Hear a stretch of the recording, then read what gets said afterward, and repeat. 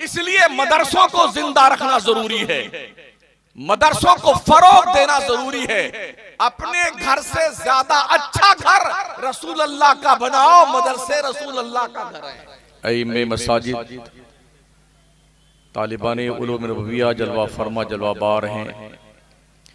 बिरादरे मुकर्रम हजरत दिलबर शाही के तवस्सुत से आपके माबैन कुछ कहने सुनने का अल्लाह ने मौका अता फरमाया है। क्योंकि ये मौका जलसे दस्तार हिफ्ज़ का है, तो इस तनाजुर में ही मुझे कुछ गुफ्तगू आपके सामने पेश करनी है। दुरूशी पढ़ लें। अल्लाहुम्मा सल्ली अला सय्यिदिना मौलाना मुहम्मदिन व अला आलिहि व अस्हाबिहि व बारिक व सल्लिम सलातन व सलामन अलैका या रसूल अल्लाह। खुतबे मुशर्रफा की बात कुरान पाक की मैंने पहली वही इलाही की इब्तिदाई 5 आयतें तिलावत की हैं। इक़रा बिस्मि रब्बिकल्लज़ी खलक़ खलक़ल इंसाना मिन अलक़ इक़रा व रब्बुकल अकरमुल्लज़ी अल्लमा बिल क़लम अल्लमल इंसाना मा लम यअलम।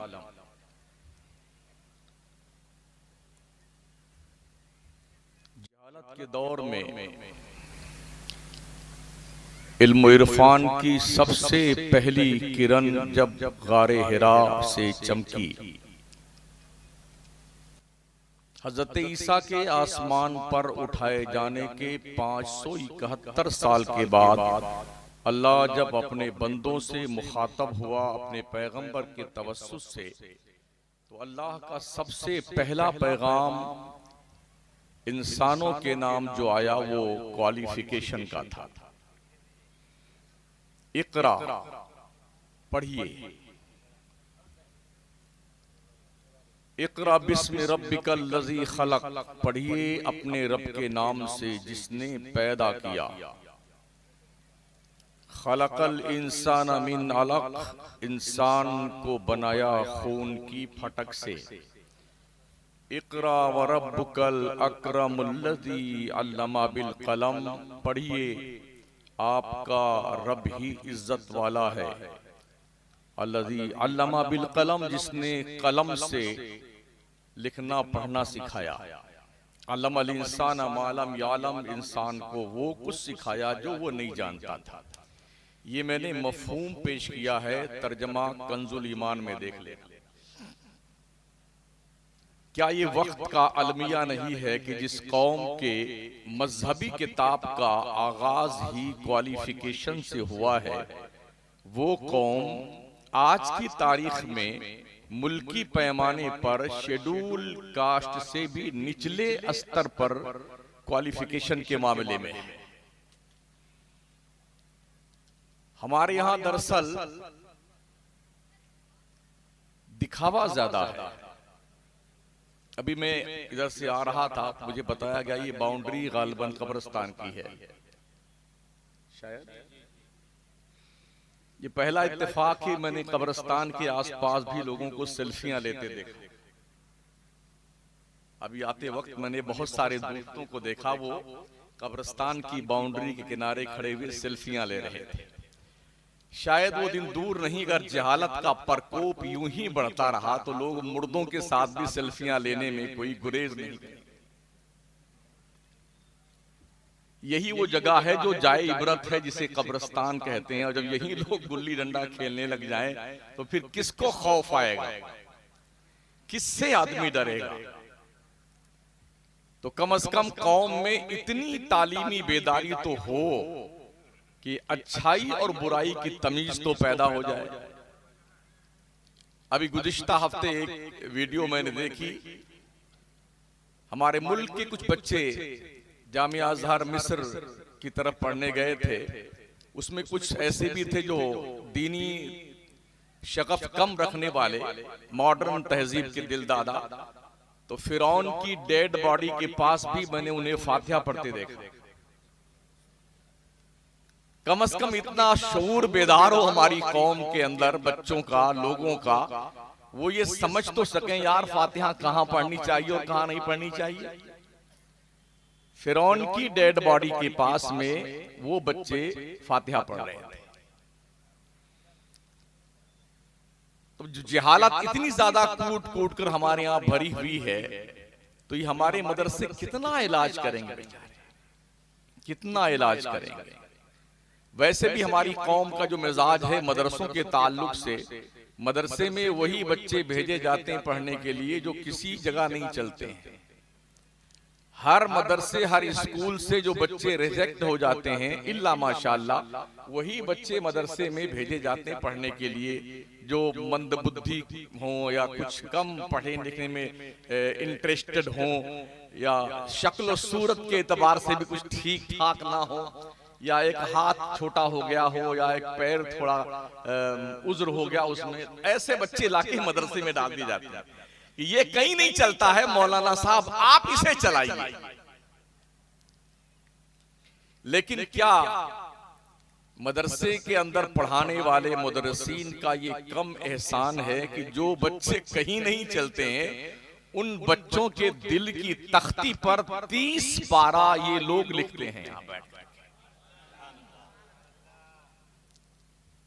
जो बच्चे कहीं नहीं चलते ना, उनके दिलों की तख्ती पर 30 पारे यहां लिख दिए जाते हैं। अगर आप मदरसों को क्रीम बच्चे दें, बेहतरीन बच्चे जो माइंडेड हो, जो जीनियस बच्चे हों, तो फिर वक्त का ग़ज़ाली आज भी पैदा हो सकता है, इमाम राज़ी आज भी पैदा हो सकते हैं। मगर जरूरत और शर्त इस बात की है कि आप अपने अच्छे बच्चों को मदरसे में भेजिए। अच्छे बच्चे तो कॉलेज में भेजे जाते हैं, यूनिवर्सिटी में भेजे जाते हैं, कॉन्वेंट स्कूल में भेजे जाते हैं, और जो बच्चे घर के ऊपर बोझ होते हैं, इल्ला माशाअल्लाह, वो मदरसे में भेजे जाते हैं। मदरसे चलते कैसे हैं? लोगों के ताउन से। स्कूल और कॉलेज में पैसा दे करके लोग अपने बच्चों को पढ़ाते हैं, और 2 पोयम अगर सुना दे अगर के इंग्लिश के, ट्विंकल ट्विंकल लिटिल स्टार, तो अब्बा अम्मा सबके दिमाग में भूत सवार हो रहा है, मेरा बच्चा अंग्रेजी जान गया, अंग्रेजी जान गया। वो माएं फख्र कर सकती हैं जिनके बच्चों के सरों पर आज हिफ्ज की दस्तार रखी गई। वो बाप भी फख्र कर सकता है, उस खानदान के लोग फख्र कर सकते हैं जिस खानदान के हवाले से इस्लाम के पैगंबर ने फरमाया, एक हाफिज़े कुरान अपने खानदान के 10 लोगों की शफाअत करके जन्नत में लेके जाएगा। ये गारंटी ना डॉक्टर बनने पे दी गई है, ना इंजीनियर बनने पे दी गई है, ना लॉयर बनने पे दी गई है। ये गारंटी कुरान का हाफिज बनने पर दी गई, और गारंटी दी उसने है जिसकी जबान पर खुदा बोला करता है, वमा यंतिकु अनिल हवा इन हुआ इल्ला वह्यु यूहा। ए लोगों, मेरा मुस्तफा अपनी मर्जी से कुछ नहीं बोलता, जब भी बोलता है तो उस जबान उसकी होती है, जबान पर उसके खुदा बोला करता है। ये उस पैगंबर ने गारंटी दी। मदरसे हमारे बहुत ही कसम पुरसी के आलम में चल रहे हैं। कश्मीर से लेके कन्याकुमारी तक अल्हम्दुलिल्लाह दौरा करते हैं। 90% मदरसों का हाल ये है, कहीं की ईंट, कहीं का रोड़ा, भानुमती ने कुंभा जोड़ा, दरवाजा बन गया है तो कुंडी लगनी बाकी है, कहीं खिड़कियां टूटी हुई हैं, कहीं बाजू टूटा हुआ है, बाथरूम में भी कभी कभी दरवाजे नहीं होते हैं, दरवाजे हैं तो कुंडियां नहीं है। एक बार धोखा में हम भी फंस गए थे, अंदर बैठ तो गए लेकिन अब देखा तो वहां कुंडी नहीं है। वो तो खैर हुआ कोई आया नहीं। तो ये हालात हमारे हैं। जो लोग पैसा लेकर के आपसे, फीस लेकर के, डोनेशन लेकर के बाज़ाब्ता तौर पर, उसके अलावा किताबों की फीस, किताबों का उसके ऊपर अलग से चार्ज लेकर के, ड्रेस का चार्ज लेकर के, सब कमीशन खा करके पढ़ाते हैं, उनका एहसान तो आप बहुत मानते हैं। क्या ख्याल है आपका? मदरसे में खुराकी फीस अगर कहीं है तो कम से कम है खुराकी फीस 500 रुपए, 400 रुपए, ये खुराकी फीस है। पढ़ने की कोई फीस नहीं मदरसों में। हमने पूरे मुल्क में देखा है, पढ़ने की कोई फीस नहीं है। अक्सर मदरसों में बच्चों को बाज़ाब्ता तौर पर अगर बीमार पड़ जाए तो उनका इलाज भी फ्री करवाया जाता है। बेशुमार बच्चों को कपड़े अपनी तरफ से मदरसों से दिए जाते हैं। ये सारा एहतमाम करने के बाद भी क्या हमारी कौम के लोगों को इस बात का एहसास नहीं होता है, अगर मदरसे जिंदा ना रहे तो फिर आप जिंदा कैसे रहेंगे? हालात पढ़िए, बड़ी पैनी नजर है दुनिया की मदरसों पर। इतनी जांच प्रक्रिया चल रही है, कैसे मदरसे तोड़े जाएं, कैसे मदरसों के रास्ते में रुकावट पैदा की जाए, कैसे मदरसीन को बेघर कर दिया जाए। इस्लाम के जो तलबा हैं उन तलबा को दीन से बिल्कुल दूर कर दिया जाए, इसकी प्लानिंग रात के अंधेरों में तय की जाती है और बाज़ाब्ता दिन के उजाले में उस प्लानिंग को नाफिज किया जाता है। कब आप जागेंगे? कब होश की आंखें खोलेंगे आप? आपको हैरत होगी ये सुनकर के, अभी गुज़िश्ता हफ्ते में अपने पड़ोसी मुल्क पाकिस्तान में बाज़ाब्ता तौर पर मदर मिल्क का बैंक खोला गया है।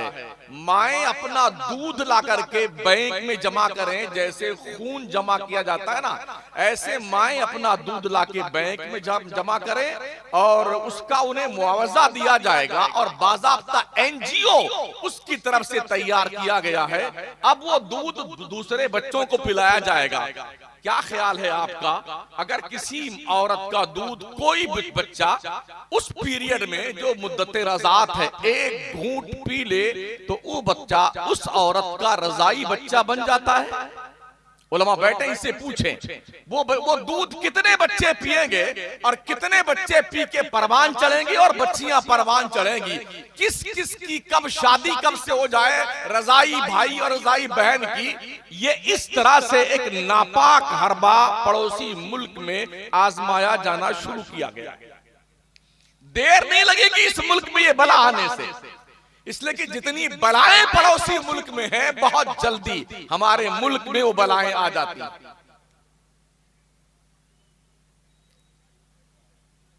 पड़ोसी मुल्क की वो तमाम बलाएं हमारे मुल्क में बहुत जल्दी आ जाती हैं। शायद आपको पता हो, एक जमाना अभी 5-6 साल पहले गुजरा है जब एक बुराई मार्ज़े वजूद में वही आई थी कि मेरा जिस्म मेरी मर्जी, ये नारा उसी मुल्क में दिया गया था।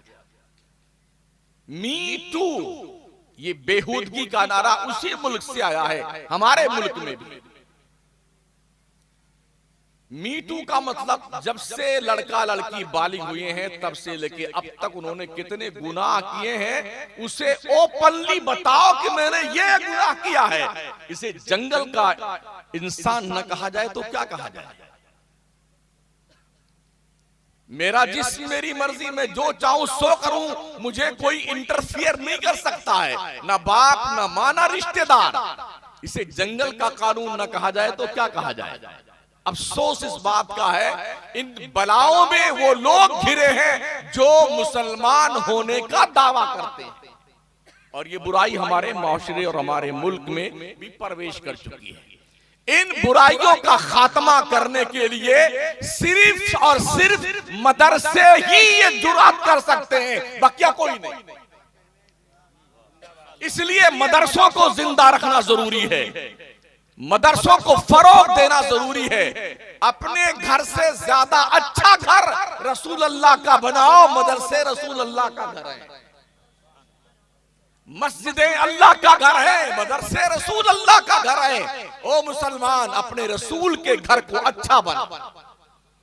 जब लोग देखने आए ना तो उन्हें एहसास हो, नहीं यार मदरसा बड़ा अच्छा है,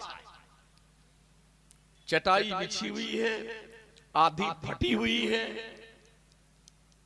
और ये हालत है कि लोग यार कौन जाए अपने बच्चों को वहां पढ़ाने के लिए, कोई ढंग से हिसाब किताब नहीं है, चटाई पे बिठाते हैं, यूं करवाते हैं, यूं पढ़ाते हैं। हमें इस डगर को बदलना होगा, अपने मदरसों को बाज़ाब्ता तौर पर उन स्कूल और कॉलेजों के समकक्ष लाना होगा जो अपने आप को बड़ा हाई फाई बताते हैं। तब जाकर के हम दुनिया के इन जालिमों का मुकाबला कर सकते हैं। अगर बच्चों को हम सही ढंग से कोऑपरेट करेंगे इस माहौल में कि बच्चा हमारे मदरसे में आए ना, तो वो महसूस करे कि हम किसी एक अच्छी बिल्डिंग में आए पढ़ने के लिए। मगर ये कब होगा? हमने देखा जितने भी जलसे होते हैं ना, तकरीबन हर जलसे में मौलाना, हाफिज, कोई मुकर्रिर चंदा जरूर बेचारा करता है। उसकी मजबूरी है, मदरसे की मजबूरी है चंदा करना, क्योंकि हमारी कौम ऐसे जल्दी देती नहीं। हम भी मौलाना है, देखते हैं हिंदुस्तान भर में एक एक सेठ के यहाँ कम से कम 5-5 मरतबा बेचारा रमजान में दौड़ के जाता है चंदा करने वाला। मुंबई में, कलकत्ता में 5 मरतबा जाएगा तो 400-500 रुपया उसका किराए में खर्च हो जाता है। कल आइएगा जी मौलाना साहब, परसों आइएगा, कल तरसों आएगा। इस तरह से बेहयाई का सबूत हमारी कौम का मुसलमान पेश करता है, फिर 200 रुपए रसीद करवाता है। इस तरह मदरसे चलेंगे? शुक्र मनाओ, ये जो मस्जिदों के मीनारों से अजान की आवाजें गूंज रही हैं, किसी कॉलेज का समरा नहीं है, इसी चटाई पर बैठ के पढ़ने वाले बच्चों का दिया हुआ तोहफा है। ये पेशानियों में सजदों के दाग और निशानात जो है, ये किसी स्कूल और कॉलेज की देन नहीं, ये मदरसों की देन है। दिल में कलमे की रोशनी है, ये मदरसों की देन है। बड़ों का अदब एहतराम महफूज है, ये मदरसों की देन है। कहां बैठे हैं आज? तो हालत ये है, डॉक्टर, इंजीनियर, लॉयर बनने वाले अपने बूढ़े माँ बाप को ले जाकर के भर्ती कर देते हैं ओल्ड हाउस में। अब्बा आप यहीं रहिए, अम्मी जान आप यहीं रहें। अब बेटा कभी साल भर में अब्बू से और अम्मी से मुलाकात करने जाता है। यहाँ के पढ़ने वाले बच्चे, इन्हें इतना पता तो होता है माँ बाप का रुतबा क्या है। अल्लाह के पैगंबर ने फरमाया, अल जन्नतु तहता अक़दामिल उम्महात, जन्नत तुम्हारी माओं के कदमों के नीचे है। यहाँ बच्चों को पढ़ाया जाता है, ओ दुनिया के लोगों, मुसलमानों, तुम्हारी जन्नत काबा के साए में नहीं है, तुम्हारी जन्नत तुम्हारे माँ के कदमों के नीचे है। वो यहाँ पढ़ाया जाता है। यहाँ पढ़ाया जाता दुआए वालिदी ले वलदिही का दुआई लकुम। एक बाप की दुआ अपनी औलाद के लिए ऐसी होती है जैसे एक नबी की दुआ अपने उम्मत के लिए हुआ करती है। तो जो औलाद अपने माँ बाप के हवाले से ये इज्जत और अजमत की अहादीस पढ़ेगा, क्या कभी अपने माँ बाप का गुस्ताख हो सकता होगा? इसलिए जरूरत इस बात की कि मदरसों को जिंदगी बख्शो, मदरसों को फरोग दीजिए, मदरसों को बामे उरूज पे ले जाइए। सबसे पहला मदरसा दार अरकम जो मक्का में कायम किया गया था, उस मदरसे के पहले मोहतमिम का नाम हजरत अबू बकर सिद्दीक है, और उस मदरसे के सबसे पहले मुदर्रिस का नाम हजरत मोहम्मदुर रसूलुल्लाह सल्लल्लाहु तआला अलैहि वसल्लम। इल्म को फरोग दीजिए, इल्म को। प्यारे आका सल्लल्लाहु तआला अलैहि वसल्लम के प्यारे दीवानों, हमारे नबी अलैहिस्सलाम ने इरशाद फरमाया है, उतलुबुल इल्मा वलो बिस्सीन, इल्म तलाश करो चाहे तुम्हें चीन तक का सफर क्यों ना करना पड़े। ये भी फरमान मैंने पढ़ा, माँ की गोद से लेके कब्र में पहुंचने तक इल्म हासिल करो। जब हमारे हुजूर मक्का से हिजरत करके मदीना तशरीफ लाए तो पता है दीन की तालीम हासिल करने का ज़ौक़ व शौक क्या था सहाबा का। हजरत उमर फारूक आज़म रज़ी अल्लाह तआला अन्हु, वो अपने पार्टनर से, जिनको हुजूर ने उनका भाई करार दिया था, ये कहा कि आज आप हुजूर के पास पढ़ने जाओगे, मैं धंधा करने जाऊंगा। जो आप पढ़ के आएंगे वो मुझे सिखाएंगे, और जो मैं कमा कर लाऊंगा आधी कमाई तुम्हें दूंगा। और दूसरे दिन हजरत उमर पढ़ने आते हुजूर की बारगाह में, उनके पार्टनर कमाने जाते। हजरत उमर जो सीखते अपने पार्टनर को सिखाते, उनका पार्टनर जो कमाता आधी कमाई लाके हजरत उमर को देता। ये तौर तरीका था दीन को फरोग देने का, इल्म को हासिल करने का, इल्म को सीखने का।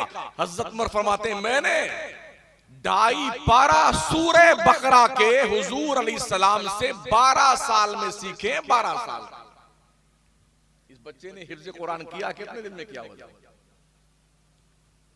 3 साल तो लगा होगा लगभग। इस बच्चे ने 3 साल में कुरान पाक हिफ्ज किया। ये मतलब मिनिमम उम्र यही है हिफ्ज करने की, 3 साल, 2.5 साल, 2 साल। वैसे माशाअल्लाह ये भी देखा गया है 6-6 महीने में बच्चों ने कुरान हिफ्ज किया है। जैसा दिमाग हो, बल्कि जैसा अल्लाह का फजल हो। और सबसे बड़ा रिकॉर्ड तो हमारे आकाए नेमत सैयदी सरकार इमाम अहमद रजा ने कायम किया है। सिर्फ 1 महीने रमजान शरीफ में, वो भी मगरिब और ऐशा के बीच में कुरान याद करना, हुजूर सदर शरिया को सुनाना और फिर वही पारा तरावी में सुनाना। गोया 1 महीने के अंदर 1-1 घंटा पढ़ करके आला हजरत ने कुरान हिफ्ज किया। अल्लाह फरमाता है ना, वलक़द यस्सरना कुरान लिज़िक्रि फहल मिन मुद्दकिर। हमने कुरान को याद करने के लिए आसान बना दिया है कोई याद करने वाला? कोई याद तो कर दिया। हमारे कितने मुसलमान हैं जिनको सूरे फातिहा भी नहीं आता। बुढ़ा गया एकदम, कब्र में पैर लटका लिया है, ना सीखता है और ना बताता है कि नमाज में क्या पढ़ता हूं। किसी को इन्ना अतैना भी याद नहीं। तो हमने पूछा कई ऐसे लोगों से, तो उनका जवाब ये था, बस ठीक है, ऐसे नियत बात के खड़े होते हैं, इमाम के पीछे नमाज पढ़ लेते हैं। और अकेले पढ़ते हैं तो बस ठीक है, कान पर हाथ लगे, नियत बांध ली और ऐसे मन मन में कुछ बुदबुदाते रहते हैं। पढ़ते कुछ नहीं है, याद ही नहीं है। और याद इसलिए नहीं करते हैं कि यार हाफिज जी तो उम्र में हमसे छोटे हैं, हम 70 साल के हो गए हैं, ये अभी 20 साल का 15 साल का लड़का है, इसके सामने आके हम सीखेंगे तो हमारी बड़ी बेइज्जती हो जाएगी। तो या तो आप सीख करके शरीफ बन जाइए, कुरान पढ़ने वाला बन जाइए, या इसी जहालत में मर जाइए कि आपने कुरान पढ़ा भी नहीं है और अल्लाह के कानून को जाना भी नहीं है। फैसला आप पर डिपेंड है कि आप करना क्या चाहते हैं। इस्लाम जहालत का मजहब नहीं है, इस्लाम असाक्षरता का मजहब नहीं है, इस्लाम अज्ञानता का मजहब नहीं है, इस्लाम जंगल में जानवर बनके घूमने का मजहब नहीं है। इस्लाम क्वालिफिकेशन का नाम है, इस्लाम क्वालिफाइड बनने का नाम है, इस्लाम ग्रेजुएशन का नाम है, इस्लाम पढ़ाई लिखाई का नाम, इस्लाम रिसर्च का नाम है। आज हमारा बच्चा जब कॉलेज में जाता है ना, तो जब वो पढ़ता है साइंटिस्ट लोगों को, साइंसदानों को, तो आकर के बड़ा चर्चा, अरे यार आइंस्टाइन कितना माइंडेड था, गैलीलियो वो कितना बड़ा साइंसदान था जी, न्यूटन कितना दिमाग वाला था। दोस्तों अजीजों, ये भी पढ़ो कि इमाम राजी कौन था, गजाली कौन था, अबुल रेहान अल बैरूनी कौन था, इब्ने रशद कौन था। ये वो साइंसदान है कि जितने साइंसदान के हमने नाम लिए हैं ना, इन साइंसदान मुस्लिम की चौखट पर कशकोले गदाई लेके भीख मांगने वाले लोग हैं। और माजी करीब की बात करूं तो बरेली की चटाई पर बैठ करके तन्हा एक मर्द कलंदर ने 107 इल्म फन पर किताबें लिखी हैं। दुनिया उसे इमाम अहमद रजा के नाम से जानती है। और साइंस में वो महारत है, वो महारत मैं कहता हूं आज की तारीख में पूरी दुनिया के साइंसदान को हम बरेली की चौखट पर कशकोले गदाई लेके भीख मांगते हुए देखते हैं। वो साइंटिस्ट आला हजरत किसी कॉलेज में पढ़ने नहीं गए थे, यूनिवर्सिटी में पढ़ने नहीं गए थे, बाज़ाब्ता तौर पर किसी स्कूल में नाम नहीं लिखवाया था। सिर्फ 5 उस्ताद हैं आला हजरत सरकार के, 5 घर में रह के पढ़ा था। मगर चूंकि ये फजल इलाही होता है, अल्लाह जिससे चाहता है अपना फजलता फरमाता है। ज़ालिका फज़लुल्लाह यूतीहि मन यशा, ये अल्लाह का फजल है, जिसे चाहता अता फरमाता है। पूरी दुनिया के इंसानों को हम चैलेंज करते हैं, इमाम अहमद रजा जैसा साइंसदान तो लेके आओ। हमने तो सिर्फ इस एंगल से इंट्रोडक्शन करवाया है। आला हज़रत कौन थे जी? वो मिलाद का सबूत उन्होंने दिया है, फातिहा का सबूत उन्होंने दिया है, मज़ारों पे जाने का सबूत उन्होंने दिया है, चादर चढ़ाने का सबूत उन्होंने दिया है। कभी इस एंगल से भी हमने देखा आला हज़रत को? क्या हज़रत ने क्या क्या सबूत दिए। जब साइंस पे बहस करने आए हैं ना, तो ऐसी चिंदी की चिंदी कर डाली साइंस की। जितने साइंस ना थे ना उस दौर में, सारे लोग अंकुश बदंदा थे। किसी स्कूल में ना पढ़ने वाला, एक चटाई पर बैठकर पढ़ने वाला शख्स इतना बड़ा इल्मे जफर का, इल्मे कीमिया का, इल्मे नजूम का, फलकियात का, अर्दियात का इतना बड़ा माहिर, समंदर के अंदर जमीन कैसे फैलती है, कैसे सिकुड़ती है, समंदर के पानी के अंदर कितने कितने दूर तक आग की खंदकें पाई जाती हैं, इस पर रिसर्च देखना है तो आला हज़रत किताबों का मुताला। ये साइंस है।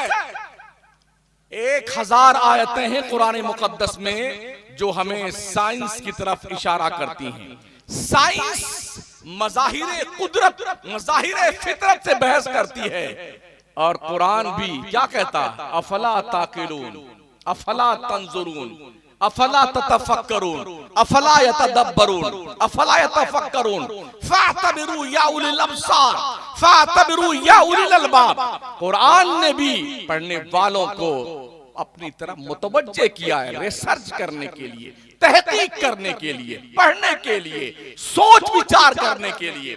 अफसोस इस बात का है कि जिसके पास ये कुरान नहीं है, हमारे पास से कुरान ले जाकर के यहूदी पढ़ता है कुतुब खानों से, ईसाई पढ़ता है, नॉन मुस्लिम पढ़ता है, वो चाँद पे प्लॉटिंग कर रहा है,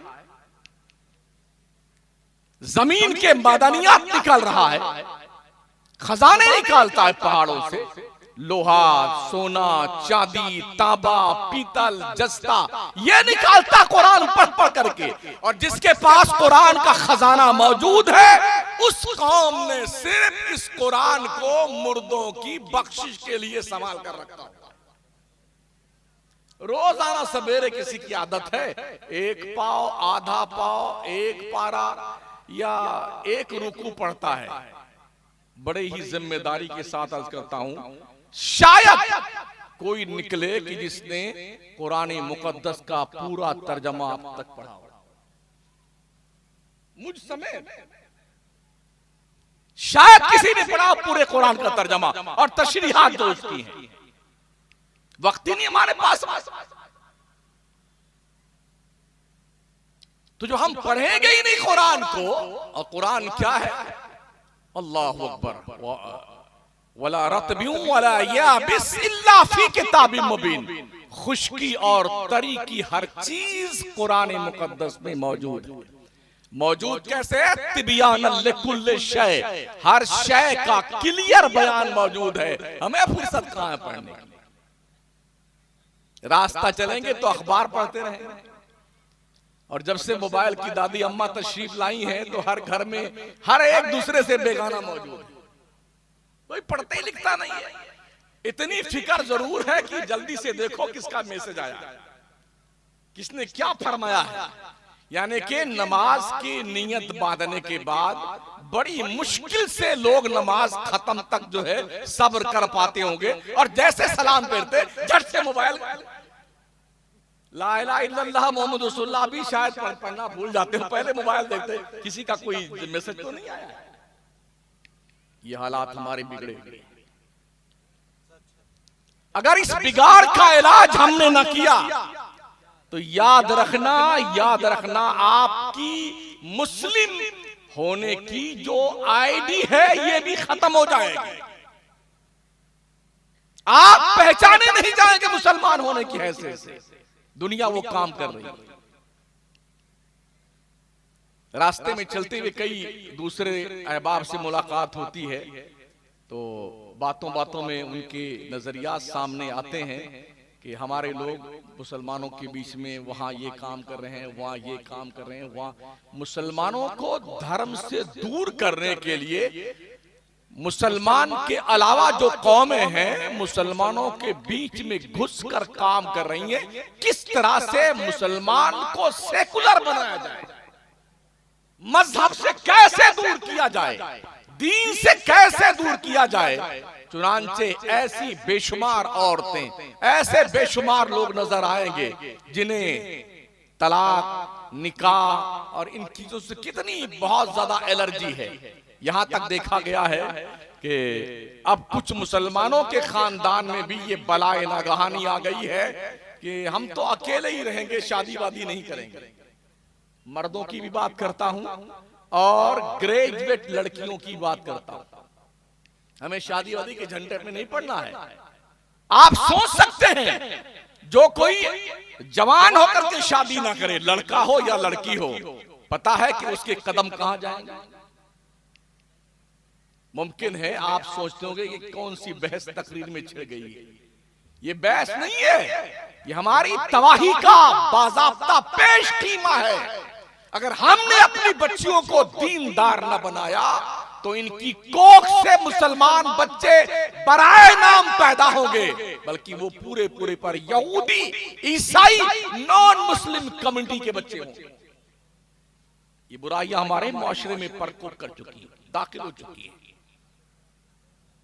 आए दिन अखबारात की सुर्खियां पढ़ने के बाद रूह कांप उठती है। क्या हो गया हाल हमारे बच्चों का, हमारी बच्चियों का।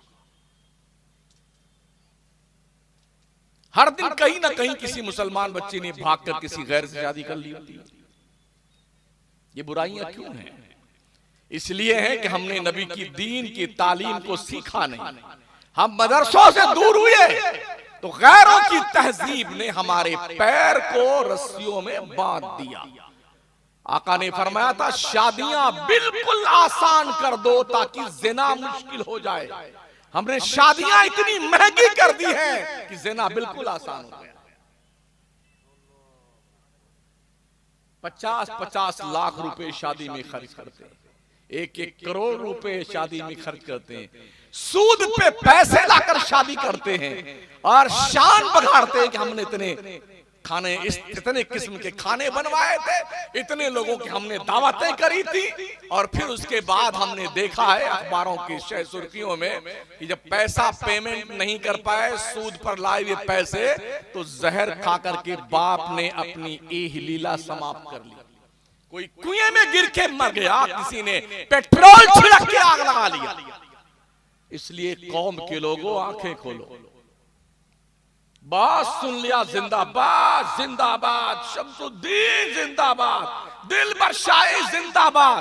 अगर हमारी कौम इस तरह बेराह रवि के डगर पे जा रही है तो मैं भी मुर्दाबाद हूं और दिलबर शाही भी मुर्दाबाद।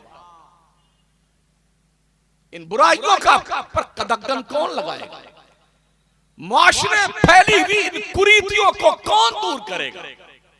जहेज के नाम पर पूरा खानदान लहूलहान होता हुआ हम देखते रहते हैं और लोग अपने डॉक्टर लड़के, इंजीनियर लड़के और लॉयर लड़के जैसे इस बकरे की कुर्बानी के लिए बिल्कुल बढ़िया सा दाम मांगते हैं कि हमारा बच्चा डॉक्टर है, इसलिए हमें इतने पैसे चाहिए डॉक्टर के लिए।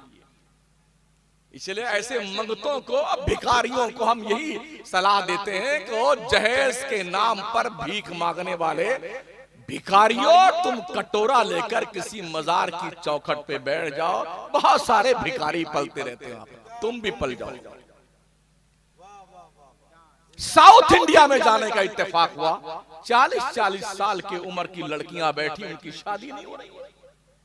मालूम हुआ कि 1-1 किलो सोना जहेज में देना पड़ता है। जिस कौम के दरिंदों का और दज्जालों का ये हाल हो कि कौम की बच्चियां 40-40 साल तक रिश्ते के इंतजार में बैठी रहे, उस कौम के बीच में बुराइयां नहीं पनपेगी तो क्या वहां पर जन्नत की तरफ से कोई मुज्दा आएगा आपके पास? इतने हैरतनाक मामलात हमारे हैं। कोई मर जाता है तो उसके मरने की फातिहा पे 20वां, 10वां, 40वां बरसी पे 15-15 लाख रुपए खर्च करते हैं लोग अब्बा के खाने के लिए। उसी मरदूस से कह दो कि मदरसा फैजुल रजा में एक कमरा बनवा देने, हजरत बहुत धंधा बहुत मंदा चल रहा है, अब मर गए। मदरसे में कम से कम 1-2 कूलर लगवा दीजिए, बड़ी गर्मी है। इंशाल्लाह देखेंगे हजरत, देखेंगे। और यहाँ अपनी नाक ऊंची करनी होती है ना, 1-1 करोड़ रुपए मुसलमानों ने खर्च किए शादियों में। हमारे राजस्थान में बाज़ाब्ता तौर पर हमने देखा है, जब उनके शहर में हॉल नहीं मिला उनकी मर्जी के मुताबिक, तो 80 लाख रुपए का हॉल बुक किया है जैसलमेर में जाकर के अपने बच्चों की शादी वहां करी। 500-500 रुपए की एक प्लेट से लेके 1500 रुपए की प्लेटें होती हैं। क्या हम सिर्फ खाने के लिए पैदा हुए? मुझे नहीं पता आपकी इस गांव में शहर में कितनी मस्जिद है। कितनी? 3 है। नमाजी कितने मुझे पता नहीं, इसलिए कि आज मैं छत पे नमाज पढ़ा हूं ईशा की, जहां मैं ठहरा हुआ हूं। लेकिन जो सूरत ऐन की है वही गैन की है। पूरे मुल्क में हम सुन्नियों में नमाजी कम है, इसलिए कि जन्नत पैसे लिए बैठे हुए। हाँ, जन्नत पहले इसे जेब में रखते हैं, हम ही जन्नत में जाएंगे। बेटा जुम्मा में नहीं दिखता है, जन्नत में जरूर जाएगा। इसके बाप की कोई ठेकेदारी चलती उधर। ये कॉन्फिडेंस आता कहां से है आपको? जिनके पास कंफर्म टिकट थे जन्नत के, वीवीआईपी के टिकट। हजरत सिद्दीक अकबर वो रात भर रोते थे अल्लाह के डर से। फरमाते काश में बकरी का बच्चा होता, लोग ज़िबा करके मुझे खा जाते, अल्लाह को हिसाब कैसे दूंगा? काश मेरी मां मुझे पैदा ना करती, रब को क्या जवाब दूंगा? ये वो है जिनकी नेकियां आसमानों के सितारों से कहीं ज्यादा है। एक बार अम्मा आयशा सिद्दीका रज़ियल्लाहु ताला अन्हा ने देखा आसमान पे सितारे सब निकले हुए हैं। आका अलैहिस्सलाम से पूछा, हुजूर बताइए क्या कोई ऐसा भी बंदा है जिसकी नेकियां आसमान के सितारों के बराबर? तो उनको उम्मीद ये थी कि अभी मेरे अब्बा का नाम लेंगे, हजरत आयशा। तो खिलाफे तवक्को मेरे नबी ने फरमाया, हाँ आयशा वो उमर है जिसकी नेकियां आसमान के तारों के बराबर। तो अम्मा आयशा, तो मेरे अब्बा की नेकियां कहां गई? मेरे अब्बा की नेकियां कहां गई? आका ने फरमाया, आयशा उमर की ये सारी नेकियां अबू बकर के एक नेकी के बराबर नहीं है जो गारे सौर में दी थी। वो सरकारे अबू बकर इस तरह रोते हैं जैसे बच्चा मां से लिपट के रोता है, अल्लाह के डर से। कंफर्म टिकट जन्नत का है उनके पास। हजरत उमर जिनकी शान में कुरान की आयतें उतरी, नबी के फरमान मौजूद है, लौ काना बादी नबिय्या लकाना उमर इब्न खत्ताब। अगर मेरे बाद कोई नबी आना पॉसिबल होता, उमर नबी बन के आता। वो कैसा रोते थे अल्लाह के डर से, आंसू बहते बहते दोनों गाल पर नाली बन गई। कंफर्म टिकट था जन्नत का। हजरत उस्मान गनी, मौला अली, अशरा मुबश्शरा, हर सहाबी नबी को नबी ने कुरान के जबान में जन्नती होने का वादा दिया। अल्लाह ने हर सहाबी से जन्नत का वादा फरमाया। ये क्यों रोते थे अल्लाह के डर से? इन्हें तो कॉन्फिडेंस होना चाहिए था ना, हम कंफर्म टिकट लिए बैठे जन्नत का। क्या नमाजें उनकी छूटती थी? आज जो लोग धींगा मस्ती कर रहे हैं ना, हम ही जन्नत में जाएंगे, जुम्मा का पता नहीं, 5 वक्ता गायब, कभी ईद बकरीद भी गायब, दाढ़ी भी नहीं, जबान पे हरदम गाली, हम ही जन्नत में जाएंगे। वेटिंग टिकट लेकर के इतना यकीन के साथ मत बैठ। कभी कभी वेटिंग लिस्ट कंफर्म नहीं होता, ठीक है ना? हाँ, तो इस खाते में मत रहो कि हम ही जन्नत में जाएंगे। जन्नत में जाने के लिए ईमान पर खात्मा होना जरूरी है। अल्लाह फरमाता, फमन ज़ुहज़िहा अनिन नार व उदखिलल जन्नत फ़क़द फ़ाज़ वमल हयातुद दुनिया इल्ला मताउल गुरूर। जो जहन्नम से बचा के जन्नत में डाल दिया गया वही कामयाब है। दुनिया की जिंदगी तो खेल कूद की धोखे की जिंदगी है। इस धोखे की जिंदगी पे मेरी बिल्डिंग, मेरी गाड़ी, मेरा घर, मेरा कुंबा, मेरा परिवार इधर मरे नहीं है। जेब से चाबी छीन लिया औलाद ने, जल्दी करो जल्दी करो जल्दी करो, कब्र तैयार करो जल्दी। ये मिन्हा खलकनाकुम व फिहा नुईदुकुम व मिन्हा नुखरिजुकुम तारतन उखरा। अब्बा आप जानो, आपकी कब्र जाने, हम चले बंटवारा करने के लिए। यही हर घर की रीत है, हर घर की रीत यही है। किसके लिए कमाई करते हो? रोज 99 के चक्कर में झूठ, मकर, फरेब, दगा, बेईमानी, चोरी, चमारी, बिल्डिंग बन जाए, गाड़ी आ जाए, बच्चे खुशकिस्मत हो जाए, बढ़िया सी जिंदगी गुजारें। हमारे आका सल्लल्लाहु तआला अलैहि वसल्लम एक दिन हजरत अबू हुरैरा के साथ मदीना शहर से बाहर निकले, एक कब्र देखी। हुजूर ने फरमाया, अबू हुरैरा ये कब्र देख रहे हो? हाँ यार। आका फरमाते हैं, अबू हुरैरा तुम लोग जो जल्दी जल्दी 2 रकात नमाज पढ़ लेते हो ना, ये बंदा जब से इंतकाल किया है तब से अल्लाह से गुजारिश करता है, रिक्वेस्ट कर, अल्लाह एक बार फिर से दुनिया में भेज दे 2 रकात नमाज पढ़ने के लिए, या अल्लाह एक बार। मगर अबू हुरैरा कयामत तक इसे दोबारा 2 रकात पढ़ने का अल्लाह मौका नहीं देगा। क्या ख्याल है आपका?